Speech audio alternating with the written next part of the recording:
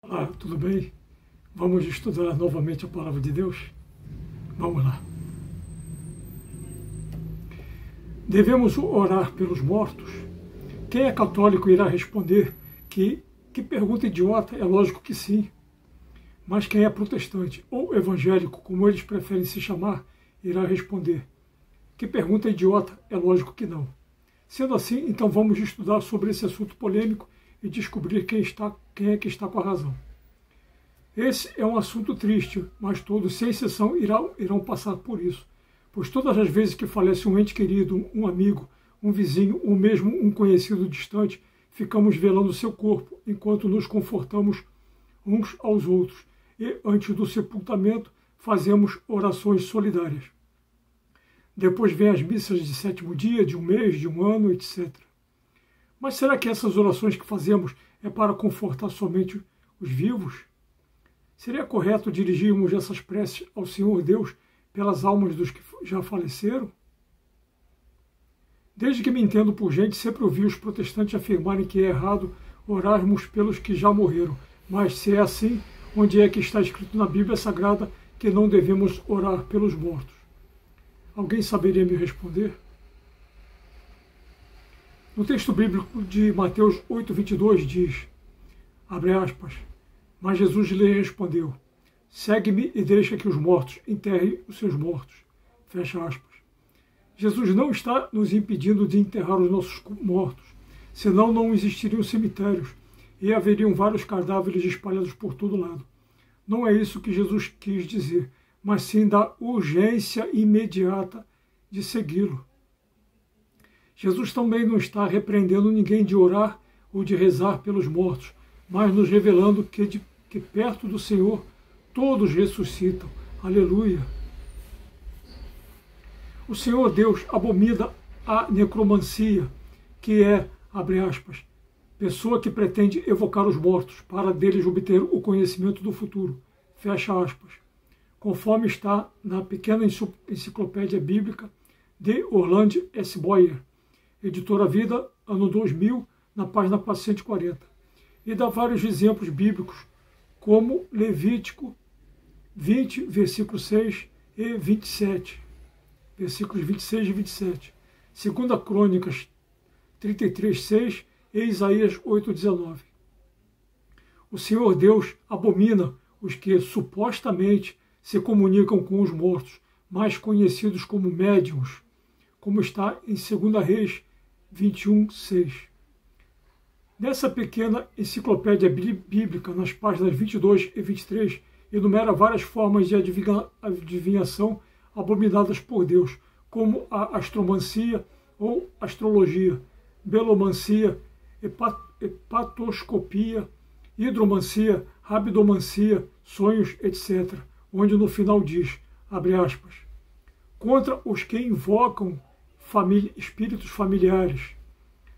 Deuteronômio 18, 11, 1 Samuel 28, de 3 a 9, comparando com 1 Crônicas 10, 13, 2 Reis 21, 6, Isaías 8, 19, etc. Fecha aspas. Mas não existem textos bíblicos nos impedindo de orar pelos mortos. Muito ao contrário, orar pelos mortos não é invocar os mortos e nem se comunicar com eles. Muitos, nos dias de hoje, não acreditam em orações pelos mortos e até mesmo repudiam essa prática.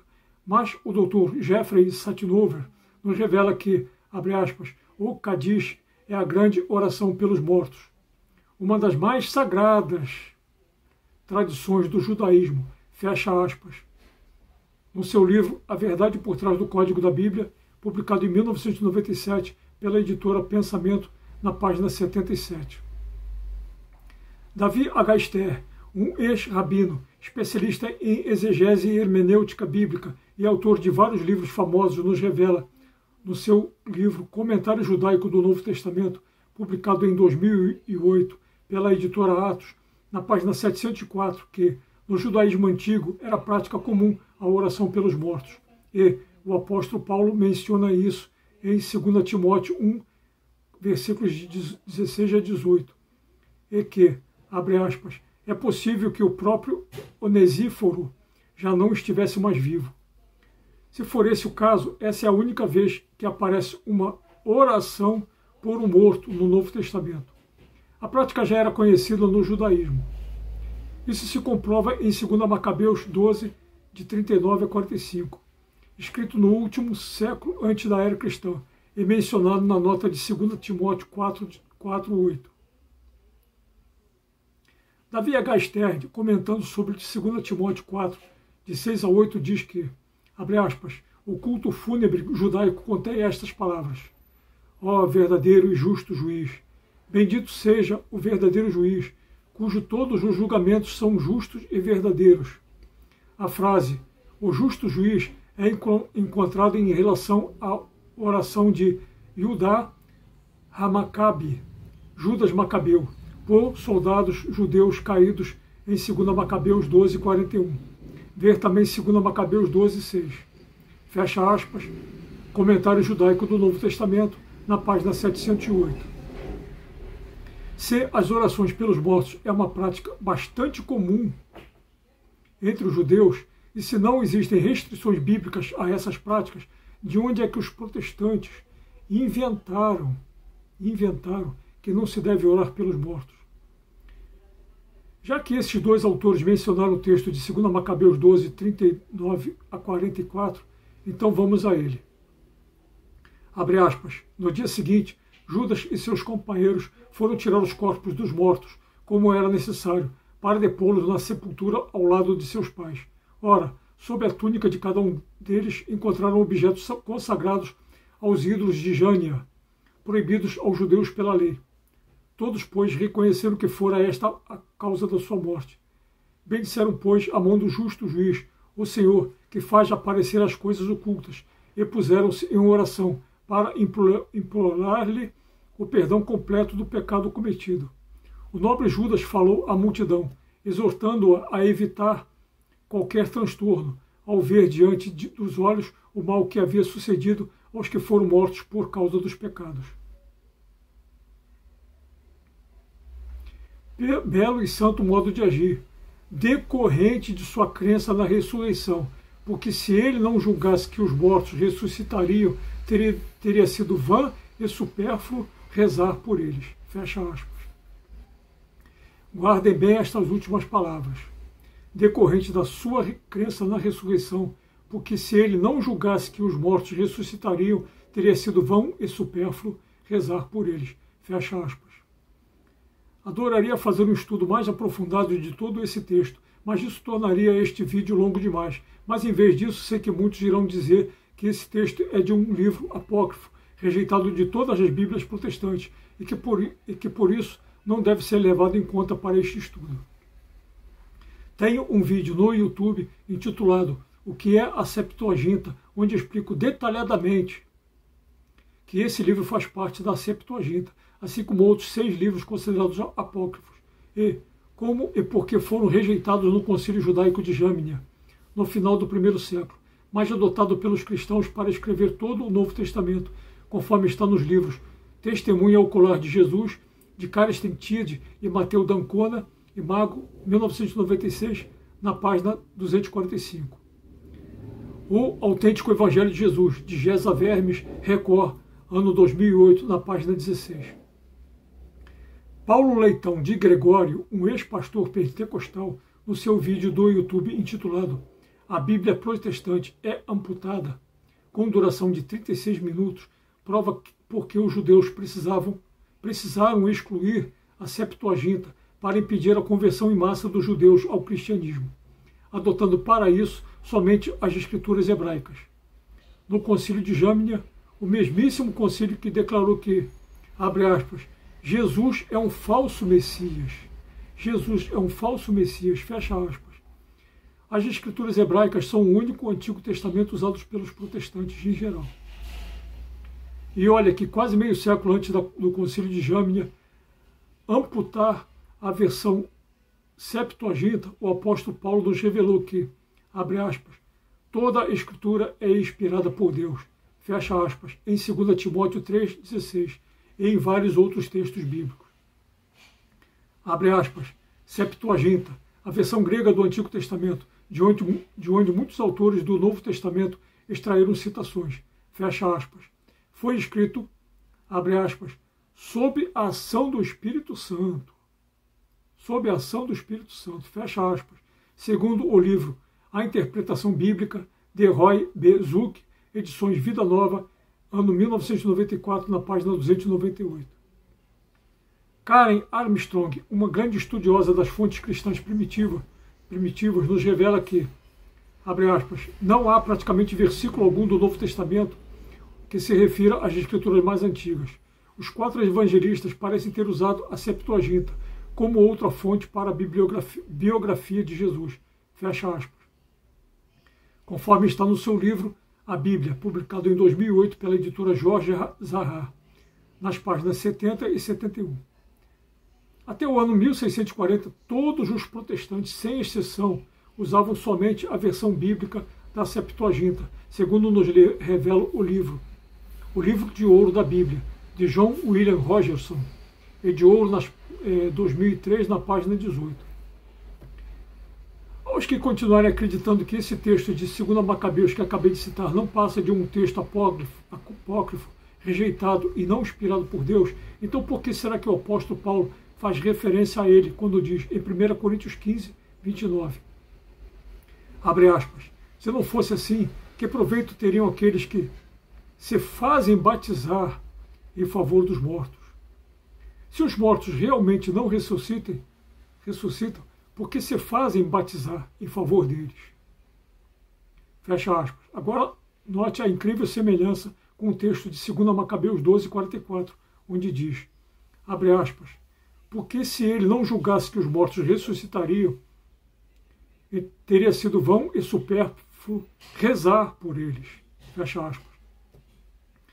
Basta substituirmos a palavra rezar, conforme destaquei no texto de 2 Macabeus, com as palavras se fazem batizar, que destaquei nas palavras de Paulo, em 1 Coríntios, para vermos que é o mesmíssimo ensinamento, com uma pequena variação de palavras.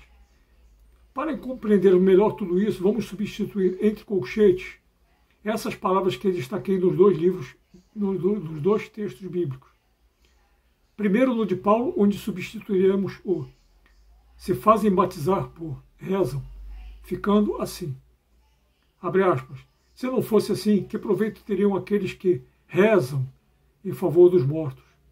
Se os mortos realmente não se ressuscitam, porque rezam em favor deles. Agora vamos ao texto de 2 Macabeus, mas trocando o rezar pelo se fazem batizar, ficando assim, abre aspas. Porque se ele não julgasse que os mortos ressuscitariam, teria sido vão e supérfluo se fazerem batizar por eles, fecha aspas. Notaram a estupenda semelhança, apenas trocando algumas palavras?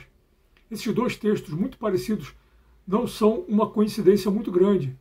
Não, mas significa que o apóstolo Paulo conhecia muito bem esse texto de 2 Macabeus 12, 44, e o transcreveu ao escrever a sua primeira carta aos Coríntios, no ano 54 DC, copiando o texto de 2 Macabeus, escrito 214 anos antes. Mas o apóstolo Paulo preferiu usar a expressão se fazem batizar em vez de rezar ou orar, porque era uma prática bastante comum entre os saduceus, se fazerem batizar em favor dos mortos. Mas então muitos irão dizer, viu como o apóstolo Paulo repreendeu os saduceus por acreditarem que podiam se batizar, ou rezar, ou orar em favor dos mortos? Mas se estudarmos detalhadamente todo esse contexto, veremos que o apóstolo Paulo não os repreendeu por acreditarem no, abre aspas, Cadiz, a grande oração pelos mortos, uma das mais sagradas tradições do judaísmo, fecha aspas, conforme já vimos no livro A Verdade por Trás do Código da Bíblia, na página 77. Mas sim, porque os saduceus não acreditavam na ressurreição, tão ensinada pelo apóstolo Paulo, por Jesus Cristo e por todos os apóstolos. Não me perguntem como era esse se fazem batizar em favor dos mortos, praticado pelos saduceus, pois se nem mesmo a explicação da Bíblia de Jerusalém pode nos explicar, veja.